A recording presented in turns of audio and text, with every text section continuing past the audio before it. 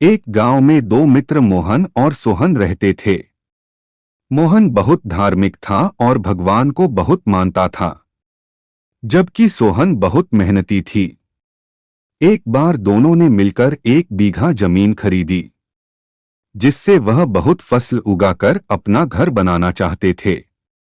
सोहन तो खेत में बहुत मेहनत करता, लेकिन मोहन कुछ काम नहीं करता बल्कि मंदिर में जाकर भगवान से अच्छी फसल के लिए प्रार्थना करता था। इसी तरह समय बीतता गया। कुछ समय बाद खेत की फसल पककर तैयार हो गई, जिसको दोनों ने बाजार ले जाकर बेच दिया और उनको अच्छा पैसा मिला।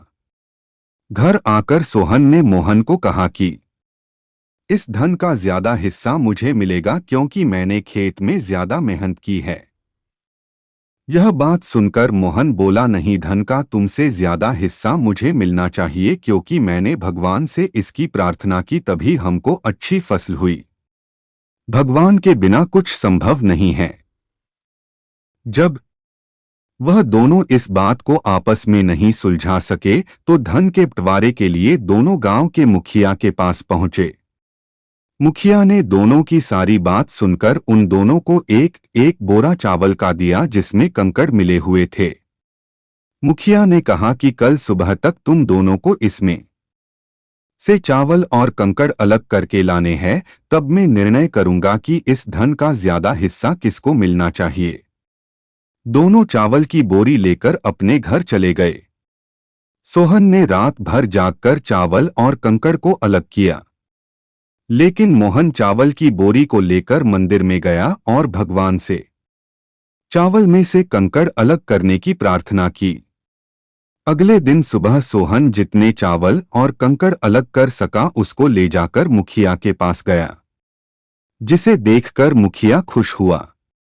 मोहन वैसी की वैसी बोरी को ले जाकर मुखिया के पास गया। मुखिया ने मोहन को कहा कि दिखाओ तुमने कितने चावल साफ किए हैं। मोहन ने कहा कि मुझे भगवान पर पूरा भरोसा है कि सारे चावल साफ हो गए होंगे। जब बोरी को खोला गया तो चावल और कंकड़ वैसे के वैसे ही थे। जमींदार ने मोहन को कहा कि भगवान भी तभी सहायता करते हैं जब तुम मेहनत करते हो।